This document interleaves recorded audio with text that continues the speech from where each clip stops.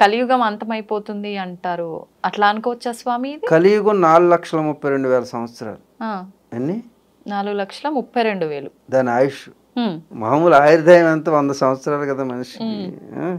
మనకి ఏ విధంగా 100 సంవత్సరాల ఆయుర్దాయం ఉందో అలాగే యుగానికి కూడా ఆయుర్దాయం ఉంటుంది. బ్రహ్మగారికి ఆయుర్దాయం ఉంటుంది, విష్ణువుకి ఆయుర్దాయం ఉంటుంది, శివుడికి రుద్రుడికి ఆయుర్దాయం ఉంటుంది. ప్రతి ఒక్కరు చనిపోతారు. బ్రహ్మ విష్ణు మహేశ్వరుడు కూడా చనిపోతారు. దేవతలకు కూడా చావు ఉందా స్వామి? దేవతకు చావు ఉండదని ఎవరో చెప్పారు? అది ఒక జన్మ. జంతువుల వాళ్ళు కూడా, దేవతలు కూడా జంతువులే. జంతువు అనే పదానికి అర్థం ఏమిటంటే జాయతే, ఏదైతే పుట్టినదో అది జంతువు. వాళ్ళు కూడా పుట్టిన వాళ్ళే కదా దేవతలవుగా. పుట్టిన ప్రతిదాన్ని జంతువు అంటారు. జాయతే అంటే పుట్టడం. పుట్టావా నువ్వు, నువ్వు జంతువు. చీమ పుట్టిందా? జంతువు. దోమ పుట్టింది జంతువు. భామ పుట్టింది జంతువు. చీమైనా దోమైనా భామైనా జంతువే. అలాగే దేవత అయినా పుడితే జంతువు. ఏదైతే పుట్టిందో దానికి 3 పరిణామ క్రమాలు ఉంటాయి. ఏమిటంటే జాయతే, వర్ధతే, క్షీయతే. జాయతే అంటే పుట్టడం, పుట్టిందా పెరగడం, సహజమైన పరిణామక్రమం. పెరిగిందా చనిపోతుంది. కానీ దేవతలు ఆ అంటే ఆ జన్మని వదిలేసి మరో జన్మ తీసుకుంటారు లోక కళ్యాణార్థం కోసం అంటారు, కానీ చనిపోతారు పుట్టుక చావులని ఎక్కడ వినలేదు కదా స్వామి. నీ కాలంలో, నీ వయసులో, నీవు చేయగలిగిన సమయంలో ఆ రూపం ఈ రూపం ఈ రూపం ఎన్ని మార్పులు వచ్చింది? అప్పుడు ఫోటో ఇప్పుడు ఫోటో ఒకలాగానే ఉందా? లేదు లేదు. అలాగే మార్పులు ఎన్ని అవతారాలు ఎత్తావు నువ్వు? బాల్యం, కౌమారం, యవ్వనం, వృద్ధాప్యం అన్నిట్లో నీ రూపం మారింది. అలాగే వాళ్ళకి కూడా ఆ యొక్క స్థితిని బట్టి ఆ రూపాలు మార్చుకుని వాళ్ళు వారి పని చేస్తుంటారు. చ అంటే కామరూపులు. వాళ్ళు ఏ రూపం కావాలంటే ఆ రూపాన్ని ధరించేటువంటి శక్తి వాళ్ళకు ఉంది, మనకు లేదు. ఉన్నది నీకు కూడా. నువ్వు ఒక సినిమాలో ఒక యాక్టర్గా ఉంటే ఇంకొక సినిమాలో ఇంకొక హీరోయిన్ ఇంకొక పాత్ర ఉంటుంది. ఇది చేయొచ్చు నువ్వు, పాత్రలు మాత్రమే మార్చొచ్చు. అలాగే వాళ్ళు కూడా పాత్రలు మారుస్తున్నారు. పాత్రను బట్టి వేషధారణ రూపం ఎలా వస్తుందో ఆ స్క్రీన్ మీద వాళ్ళు ఈ స్క్రీన్ మీదకి అలాగే వస్తున్నారు. అంతే, దెర్ ఇస్ నో డిఫరెన్స్. వాళ్ళ యొక్క కాల పరిణామం ఎక్కువ. ఆ పరిమాణాన్ని బట్టి వాళ్ళు అవతారాలు. ఎంత ఉంటుంది స్వామి అంటే చెప్పచ్చా?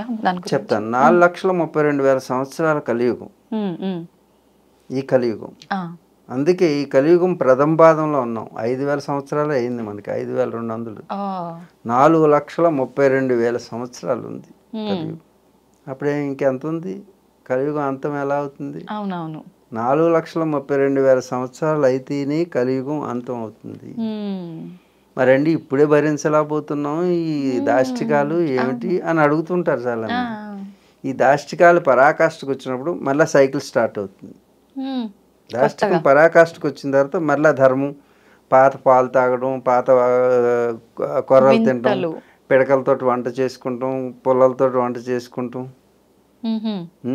మళ్ళీ మొదలవుతుంది. పాత పంటలు మళ్ళా దున్నుకుంటాం, ఆవును కట్టేసుకుని పాలు పితుక్కుంటాం, ఈ నైటీలు ఇవి మానేసి చీరలు కట్టుకుంటాం, నిక్కర్లు వేసుకుని ఆడవాళ్ళు తిరుగుతున్నారు కదా. వీళ్ళ పరాకాష్ఠకు వచ్చేసారు, చివరి వరకు వచ్చేసినాయి గుడ్లు. పెద్ద 7 గజాలు చీరలు చిన్నవి అయిపోయినాయి కదా, మళ్ళీ ఇవి పొడుగైపోతాయి. ఇలా సైక్లింగ్ జరుగుతుంటుంది. అంతేగాని ఏ పరాకాష్ఠ లేదు, ఏమీ ఉండదు. ఇది కాలచక్రం అనమాట. ఇలా పైకి వచ్చేస్తుంది, మళ్ళీ కిందకి వెళ్ళిపోతుంది. అందుగురించి పాత అలవాట్లన్నీ మళ్ళీ వచ్చేస్తాయి. అలాంటి వాళ్ళని ఇప్పుడు పిలుస్తున్నారంటే మొన్నటి వరకు పబ్బులు క్లబ్లు నిండిపోయి ఇప్పుడేమో ఆశ్రమాలు నిండిపోతున్నాయి. అంటే పూర్వకాలానికి వెళ్ళిపోతున్నారు అందరూ. ఈ సైకిల్లో అది పెద్ద మాకేం విచిత్రం అనిపిస్తుంది. స్వామి మీరు ఈ లోకం అంతా పాడైపోతుంది, వచ్చి ఉద్ధరించండి. ఉద్ధరించడానికి ఏమీ ఉండదు. ఉద్ధరించడం అంటే ఆ సైకిల్ని ఆపడం. ఆపడం మంచిదా చెడ్డా? మంచిదే, కానీ సాధ్యపడుతుంది కాదు. ఆ సైకిల్ ముందుకు నడవాలంటే ఆపకూడదు. అవునవును, సృష్టి ధర్మానికి విరుద్ధం. ఎవరు ఈ లోకాన్ని ఉద్ధరించేవాళ్ళు లేరు, ధరించేవాళ్ళు లేరు. It's a common cycle, natural cycle is there. అయినా అది ఆపడం సాధ్యపడుతుందా స్వామి? ఒక స్త్రీ ఋతుక్రమం మొదలైంది, మొదలైతే పండగ చేసుకుంటున్నావా దండగ అనుకుంటున్నావా? పండగ చేసుకుంటాం. పండగ చేసుకోవాలి కదా. ఇప్పుడు పాడవుతుంటే పండగే చేసుకోవాలి. అది పాడవట్లా, నేచర్లో ఒక సైకిల్ స్టార్ట్ అయింది. ఓకే. పాడవడం అనేది సహజమైన పరిణామ క్రమం. ఇప్పుడు బిడ్డ పెద్దదైంది అని సంకేతం చెప్తుంటే అమ్మ చెప్పొద్దు అంటే తల్లి అయ్యేటువంటి అర్హత ఈ రోజు నుంచి వచ్చింది అని ఒక సంకేతం అది. అలాగే లోకంలో చెడిపోతుంది, అదేదో భయంకరంగా ఉంటుంది చిన్నపిల్లలకి తెలియక. అవును, ఆ స్థితి అలాగే మీకు భయంకరంగా ఉంటుంది. ఏది జరిగే పెద్ద పిల్ల అయినటువంటి ఒక స్త్రీ అంటే ప్రకృతిలో రీప్రొడక్టివ్ సిస్టమ్ నువ్వు అర్హురాలు అని తెలియజేయడానికి వచ్చినటువంటి ఒక ప్రక్రియ, ఒక పరిణామ దశ. ఆ పిల్లకి భయంకరంగా అనిపిస్తుంది కదా. అవును, ఆ తల్లికి తండ్రికి భయంకరంగా ఉంటుందా? మరి తల్లిదండ్రుల పొజిషన్లో ఉన్నటువంటి మాకు ఈ లోకం చెడిపోతుందంటే మాకే భయం లేదు. చెడు పోతుంది, వెళ్ళిపోతుంది, లోపల ఉన్న చెడు పోతుంది అని ఆ తల్లికి ఎలా తెలుస్తుందో మాకు అలాగే తెలుస్తుంది. మేము ఉద్ధరించట్లేదా అంటే ఉద్ధరించాల్సింది ఏమీ లేదు. చూస్తూ ఉండడం, దాని గురించి తెలుసు కాబట్టి ఈ లోకం గురించి మేము కంగారు పడం. బిడ్డ యొక్క రజస్వలను చూసి ఆ తల్లి పొంగిపోతుంది, బిడ్డ ఇబ్బంది పడుతుంది. ఇబ్బంది పడడం కాదు, కంగారు పడిపోతుంది. అర్థమైందా? ఆ బిడ్డ స్థితి ఈ లోకంది, ఆ తల్లి స్థితి మాది. ఇప్పుడు చెప్పు, లోకం చెడిపోతుందా చెడు పోతుందా? మీకు తెలిసినంత వరకు చెడు పోతుందని తెలిసినంత వరకు చెప్పు. ఇప్పటి వరకు విన్నావా వినలేదు? మీరు చెప్తుంటే కరెక్టే అనిపిస్తుంది స్వామి, కానీ మేము చూస్తుంటే మాత్రం మా ప్లేస్ నుంచి ఇలాంటివన్నీ జరుగుతున్నాయి కదా, ఎందుకు ఆపలేకపోతున్నారు? ఆ బిడ్డ స్థితిలో ఉన్నామని అర్థం.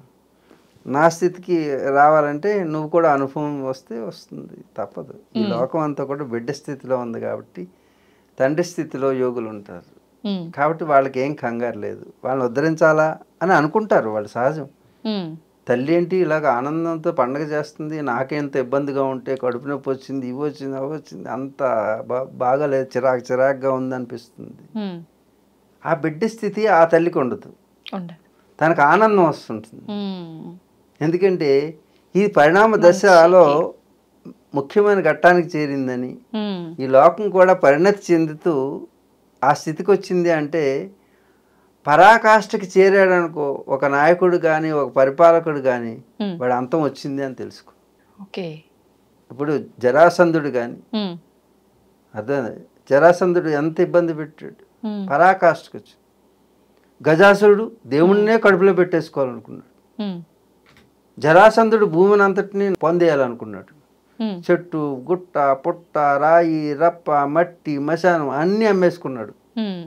ఎవరు? జరాసంధుడు, గజాసురుడు, నరకాసురుడు. జాగానా పాలకుడు ఇలా ఉంటే జగనాసురులు అవుతారు. ప్రళయం. ఇది తెలిసిన యోగులు తల్లి స్థితిలో ఉంటారు. కాబట్టి ఇది పరిణామ దశలో నాయకులు పుడుతుంటారు, వినాయకులు పుడుతుంటారు. ఇది ఒక కాలచక్రం.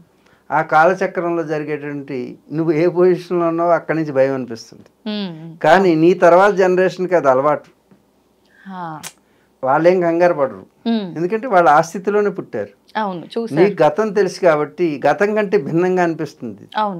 కాబట్టి నీకు అది కంగారుగా అనిపిస్తుంది.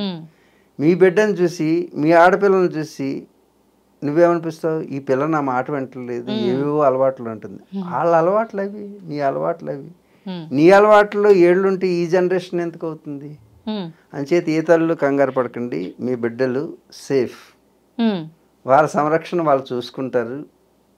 కాబట్టి మనం ఉద్ధరించక్కడ భయపెట్టకుండా ఉంటే చాలు.